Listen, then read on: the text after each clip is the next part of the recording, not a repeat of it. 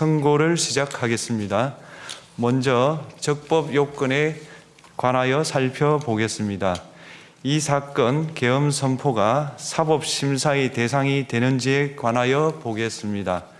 고위공직자의 헌법 및 법률 위반으로부터 헌법 질서를 수호하고자 하는 탄핵 심판의 취지를 고려하면 이 사건 계엄 선포가 고도의 정치적 결단을 요하는 행위라 하더라도 그 헌법 및 법률 위반 여부를 심사할 수 있습니다. 국회 법사의 조사 없이 이 사건 탄핵 소추안을 의결한 점에 대하여 보겠습니다. 헌법은 국회의 소추 절차를 입법에 맡기고 있고 국회법은 법사위 조사 여부를 국회의 재량으로 규정하고 있습니다. 따라서 법사위의 조사가 없었다고 하여 탄핵 소추 의결이 부적법하다고 볼 수 없습니다. 이 사건 탄핵 소추안의 의결이 일사부재의 원칙에 위반되는지 여부에 대해서 보겠습니다. 국회법은 부결된 안건을 같은 회기 중에 다시 발의할 수 없도록 규정하고 있습니다. 피청구인에 대한 1차 탄핵 소추안이 제418회 정기회 회기에 투표 불성립되었지만 이 사건 탄핵 소추안은 제419회 임시회 회기 중에 발의되었으므로 일사부재의 원칙에 위반되지 않습니다. 한편 이에 대해서는 다른 회기에도 탄핵 소추안의 발의 횟수를 제한하는 입법이 필요하다는 재판관 정형식의 보충 의견이 있습니다. 이 사건 계엄이 단시간 안에 해제되었고 이로 인한 피해가 발생하지 않았으므로 보호 이익이 헌결되었는지 여부에 대해서 보겠습니다. 이 사건 계엄이 해제되었다고 하더라도 이 사건 계엄으로 인하여 이 사건 탄핵 사유는 이미 발생하였으므로 심판의 이익이 부정된다고 볼 수 없습니다. 소추 의결서에서 내란죄 등 형법 위반 행위로 구성하였던 것을 탄핵 심판 청구 이후에 헌법 위반 행위로 포섭하여 주장한 점에 대하여 보겠습니다. 기본적 사실관계는 동일하게 유지하면서 적용 법조문을 철회, 변경하는 것은 소추 사유의 철회, 변경에 해당하지 않으므로 특별한 절차를 거치지 않더라도 허용됩니다. 피청구인은 소추 사유에 내란죄 관련 부분이 없었다면 의결 정족수를 충족하지 못하였을 것이라고 주장하지만 이는 가정적 주장에 불과하며 객관적으로 뒷받침할 만한 근거도 없습니다. 대통령의 지위를 탈취하기 위하여 탄핵 소추권을 남용하였다는 주장에 대하여 보겠습니다. 이 사건 탄핵 소추안의 의결 과정이 적법하고 피소추자의 헌법 또는 법률 위반이 일정 수준 이상 소명되었으므로 탄핵 소추권이 남용되었다고 볼 수 없습니다. 그렇다면 이 사건 탄핵 심판 청구는 적법합니다. 한편 증거법칙과 관련하여 탄핵 심판 절차에서 형사소송법상 전문 법칙을 완화하여 적용할 수 있다는 재판관 이미선, 김형두의 보충 의견과 탄핵 심판 절차에서 앞으로는 전문 법칙을 보다 엄격하게 적용할 필요가 있다는 재판관 김복형, 조한창의 보충 의견이 있습니다. 다음으로 피청구인이 직무 집행에 있어 헌법이나 법률을 위반하였는지 피청구인의 법 위반 행위가 피청구인을 파면할 만큼 중대한 것인지에 관하여 살펴보겠습니다. 우선 소추 사유별로 살펴보겠습니다. 1. 이 사건 계엄 선포에 관하여 보겠습니다. 헌법 및 계엄법에 따르면 비상계엄 선포의 실체적 요건 중 하나는 전시, 사변 또는 이에 준하는 국가 비상사태로 저가 교전 상태에 있거나 사회 질서가 극도로 교란되어 행정 및 사법 기능의 수행이 현저히 곤란한 상황이 현실적으로 발생하여야 한다는 것입니다. 피청구인은 야당이 다수 의석을 차지한 국회의 이례적인 탄핵소추 추진, 일방적인 입법권 행사 및 예산 삭감 시도 등의 전횡으로 인하여 위와 같은 중대한 위기사항이 발생하였다고 주장합니다. 피청구인의 취임 후 이 사건 계엄 선포 전까지 국회는 행안부 장관, 검사, 방통위위원장, 감사원장 등에 대하여 총 22건의 탄핵소추안을 발의하였습니다. 이는 국회가 탄핵소추 사유의 위헌, 위법성에 대해 숙고하지 않은 채 법 위반의 의혹에만 근거하여 탄핵심판 제도를 정부에 대한 정치적 압박 수단으로 이용하였다는 우려를 낳았습니다. 그러나 이 사건 계엄 선포 당시에는 검사 1인 및 방통위위원장에 대한 탄핵심판 절차만이 진행 중이었습니다. 피청구인이 야당이 일방적으로 통과시켜 문제가 있다고 주장하는 법률안들은 피청구인이 제의를 요구하거나 공포를 보류하여 그 효력이 발생되지 않은 상태였습니다. 2025년도 예산안은 2024년 예산을 집행하고 있었던 이 사건 계엄 선포 당시 상황에 어떠한 영향을 미칠 수 없고 위 예산안에 대하여 국회 예결특위의 의결이 있었을 뿐 본회의의 의결이 있었던 것도 아닙니다. 따라서 국회의 탄핵소추, 입법, 예산안 심의 등의 권한 행사가 이 사건 계엄 선포 당시 중대한 위기 상황을 현실적으로 발생시켰다고 볼 수 없습니다.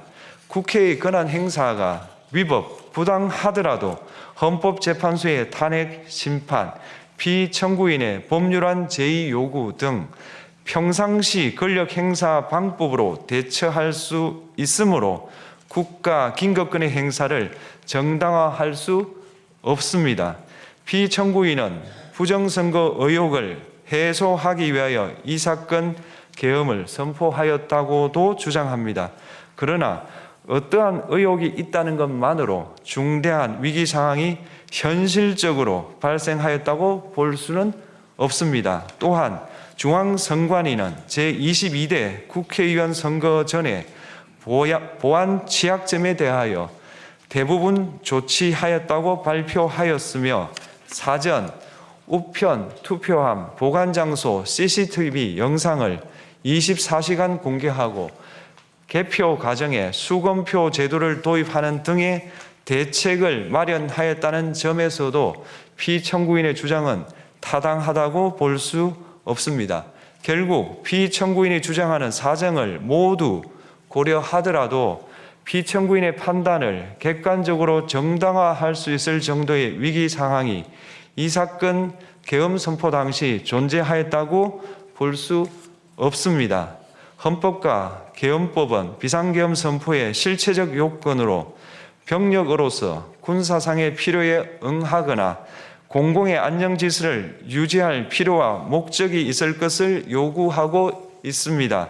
그런데 피청구인이 주장하는 국회의 권한 행사로 인한 국정마비 상태나 부정선거 의혹은 정치적, 제도적, 사법적 수단을 통하여 해결하여야 할 문제이지 병력을 동원하여 해결할 수 있는 것이 아닙니다. 피청구인은 이 사건 계엄이 야당의 전횡과 국정위기 상황을 국민에게 알리기 위한 경고성 계엄 또는 호소형 계엄이라고 주장하지만 이는 계엄법이 정한 계엄 선포의 목적이 아닙니다. 또한 피청구인은 계엄 선포에 그치지 아니하고 군경을 동원하여 국회의 권한 행사를 방해하는 등의 헌법 및 법률 위반 행위로 나아갔으므로 경고성 또는 호소형 계엄이라는 피청구인의 주장을 받아들일 수 없습니다. 그렇다면 이 사건 계엄 선포는 비상계엄 선포의 실체적 요건을 위반한 것입니다. 다음으로 이 사건 계엄 선포가 절차적 요건을 준수하였는지에 관하여 보겠습니다. 계엄 선포 및 계엄 사령관 임명은 국무회의의 심의를 거쳐야 합니다. 피청구인이 이 사건 계엄을 선포하기 직전에 국무총리 및 9명의 국무위원에게 계엄 선포의 취지를 간략히 설명한 사실은 인정됩니다.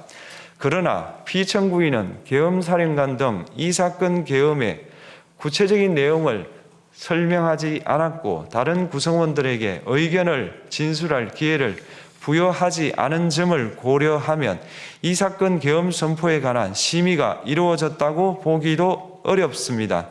그 외에도 피청구인은 국무총리와 관계 국무위원이 비상계엄 선포문에 부서하지 않았음에도 이 사건 계엄을 선포하였고 그 시행 일시, 시행 지역 및 계엄사령관을 공고하지 않았으며 지체 없이 국회에 통고하지도 않았으므로 헌법 및 계엄법이 정한 비상계엄 선포의 절차적 요건을 위반하였습니다. 2. 국회에 대한 군경 투입에 관하여 보겠습니다. 피청구인은 국방부 장관에게 국회에 군대를 투입할 것을 지시하였습니다. 이에 군인들은 헬기 등을 이용하여 국회 경내로 진입하였고 일부는 유리창을 깨고 본관 내부로 들어가기도 하였습니다. 피청구인은 육군 특수전 사령관 등에게 의결 정족수가 채워지지 않은 것 같으니 문을 부수고 들어가서 안에 있는 인원들을 끄집어내라 는 등의 지시를 하였습니다. 또한 피청구인은 경찰청장에게 계엄사령관을 통하여 이 사건 포고령의 내용을 알려주고 직접 6차례 전화를 하기도 하였습니다. 이에 경찰청장은 국회 출입을 전면 차단하도록 하였습니다. 이로 인하여 국회로 모이고 있던 국회의원들 중 일부는 담장을 넘어가야 했거나 아예 들어가지 못하였습니다. 한편 국방부 장관은 필요시 체포할 목적으로 국군 방첩사령관에게 국회의장, 각 정당 대표 등 14명의 위치를 확인하라고 지시하였습니다. 피청구인은 국가정보원 1차장에게 전화하여 국군 방첩사령부를 지원하라고 하였고 국군 방첩사령관은 국가정보원 1차장에게 위 사람들에 대한 위치 확인을 요청하였습니다. 이와 같이 피청구인은 군경을 투입하여 국회의원의 국회 출입을 통제하는 한편 이들을 끌어내라고 지시함으로써 국회의 권한 행사를 방해하였으므로 국회에 계엄 해제 요구권을 부여한 헌법 조항을 위반하였고 국회의원의 심의 표결권, 불체포 특권을 침해하였습니다. 또한 각 정당의 대표 등에 대한 위치 확인 시도에 관여함으로써 정당 활동의 자유를 침해하였습니다. 피청구인은 국회의 권한 행사를 막는 등 정치적 목적으로 병력을 투입함으로써 국가안전보장과 국토방위를 사명으로 하여 나라를 위해 봉사하여 온 군인들이 일반 시민들과 대치하도록 만들었습니다. 이에 피청구인은 국군의 정치적 중립성을 침해하고 헌법에 따른 국군 통수 의무를 위반하였습니다. 3. 이 사건 포고령 발령에 관하여 보겠습니다. 피청구인은 이 사건 포고령을 통하여 국회, 지방의회, 정당의 활동을 금지함으로써 국회에 계엄 해제 요구권을 부여한 헌법조항, 정당 제도를 규정한 헌법조항, 대의민주주의 권력분리 원칙을 위반하였습니다. 비상계엄 하에서 기본권을 제한하기 위한 요건을 정한 헌법 및 계엄법 조항, 영장주의를 위반하여 국민의 정치적 기본권, 단체 행동권, 직업의 자유를 침해하였습니다. 4. 중앙선관위에 대한 압수수색에 관하여 보겠습니다. 피청구인은 국방부 장관에게 병력을 동원하여 선관위의 전산 시스템을 점검하라고 지시하였습니다. 이에 따라 중앙선관위 청사에 투입된 병력은 출입 통제를 하면서 당직자들의 휴대전화를 압수하고 전산 시스템을 촬영하였습니다. 이는 선관위에 대하여 영장 없이 압수수색을 하도록 하여 영장주의를 위반한 것이자 선관위의 독립성을 침해한 것입니다. 5. 법조인에 대한 위치 확인 시도에 관하여 보겠습니다. 앞서 말씀드린 바와 같이 피청구인은 필요시 체포할 목적으로 행해진 위치 확인 시도에 관여하였는데 그 대상에는 퇴임한 지 얼마 되지 않은 전 대법원장 및 전 대법관도 포함되어 있었습니다. 이는 현직 법관들로 하여금 언제든지 행정부에 의한 체포 대상이 될 수 있다는 압력을 받게 함으로 사법권의 독립을 침해한 것입니다. 지금까지 살펴본 피청구인의 법 위반 행위가 피청구인을 파면할 만큼 중대한 것인지 관하여 보겠습니다. 피청구인은 국회와의 대립사항을 타개할 목적으로 이 사건 계엄을 선포한 후 군경을 투입시켜 국회의 헌법상 권한 행사를 방해함으로써 국민 주권주의 및 민주주의를 부정하고 병력을 투입시켜 중앙선관위를 압수수색하도록 하는 등 헌법이 정한 통치구조를 무시하였으며 이 사건 포고령을 발령함으로써 국민의 기본권을 광범위하게 침해하였습니다. 이러한 행위는 법치국가 원리와 민주국가 원리의 기본 원칙들을 위반한 것으로 그 자체로 헌법 질서를 침해하고 민주공화정의 안정성에 심각한 위해를 끼쳤습니다. 한편 국회가 신속하게 비상계엄 해제 요구를 결의할 수 있었던 것은 시민들의 저항과 군경의 소극적인 임무 수행 덕분이었으므로 이는 피청구인의 법 위반에 대한 중대성 판단에 영향을 미치지 않습니다. 대통령의 권한은 어디까지나 헌법에 의하여 부여받은 것입니다. 피청구인은 가장 신중히 행사되어야 할 권한이 국가 긴급권을 헌법에서 정한 한계를 벗어나 행사하여 대통령으로서의 권한 행사에 대한 불신을 초래하였습니다. 피청구인이 취임한 이래 야당이 주도하고 이례적으로 많은 탄핵 소추로 인하여 여러 고위공직자의 권한 행사가 탄핵 심판 중 정지되었습니다. 2025년도 예산안에 관하여 헌정사상 최초로 국회 예산결산특별위원회에서 정액 없이 감액에 대해서만 야당 단독으로 의결하였습니다. 피청구인이 수립한 주요 정책들은 야당의 반대로 시행될 수 없었고 야당은 정부가 반대하는 법률안들을 일방적으로 통과시켜 피청구인의 제2 요구와 국회의 법률안 의결이 반복되기도 하였습니다. 그 과정에서 피청구인은 야당의 전횡으로 국정이 마비되고 국익이 현저히 저해되어 가고 있다고 인식하여 이를 어떻게든 타개하여야만 한다는 막중한 책임감을 느끼게 되었을 것으로 보입니다. 피청구인이 국회의 권한 행사가 권력 남용이라거나 국정 마비를 초래하는 행위라고 판단한 것은 정치적으로 존중되어야 합니다. 그러나 피청구인과 국회 사이에 발생한 대립은 일방의 책임에 속한다고 보기 어렵고 이는 민주주의 원리에 따라 해소되어야 할 정치의 문제입니다. 이에 관한 정치적 견해의 표명이나 공적 의사결정은 헌법상 보장되는 민주주의와 조화될 수 있는 범위에서 이루어져야 합니다. 국회는 소수 의견을 존중하고 정부와의 관계에서 관용 그리고 자제를 전제로 대화와 타협을 통하여 결론을 도출하도록 노력하였어야 합니다. 피청구인 역시 국회의 대표인 국회를 협치의 대상으로 존중하였어야 합니다. 그럼에도 불구하고 피청구인은 국회를 배제의 대상으로 삼았는데 이는 민주정치의 전제를 허무는 것으로 민주주의와 조화된다고 보기 어렵습니다. 피청구인은 국회의 권한 행사가 다수의 횡포라고 판단했다 하더라도 헌법이 예정한 자구책을 통해 견제와 균형이 실현될 수 있도록 하였어야 합니다.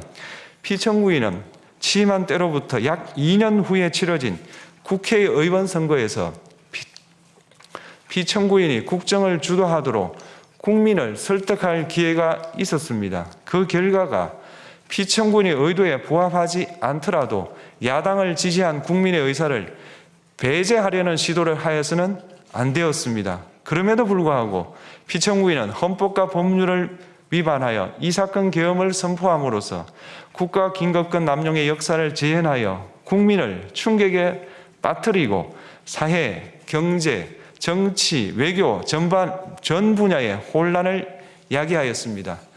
국민 모두의 대통령으로서 자신을 지지하는 국민을 초월하여 사회 공동체를 통합시켜야 할 책무를 위반하였습니다. 군경을 동원하여 국회 등 헌법기관의 권한을 훼손하고 국민의 기본적 인권을 침해함으로써 헌법소의 책무를 저버리고 민주공화국의 주권자인 대한국민의 신임을 중대하게 배반하였습니다. 결국 피청구인의 위법 행위는 국민의 신임을 배반한 것으로 헌법 소의 관점에서 용납될 수 없는 중대한 법 위반 행위에 해당합니다. 피청구인의 법 위반 행위가 헌법 질서에 미친 부정적 영향과 파급 효과가 중대하므로 피청구인을 파면함으로써 얻는 헌법 소의 이익이 대통령 파면에 따르는 국가적 손실을 압도할 정도로 크다고 인정됩니다. 이에 재판관 전원의 일치된 의견으로 주문을 선고합니다. 탄핵 사건이므로 선고 시각을 확인하겠습니다. 지금 시각은 오전 11시 22분입니다. 주문, 피청구인 대통령 윤석열을 파면한다. 마치겠습니다.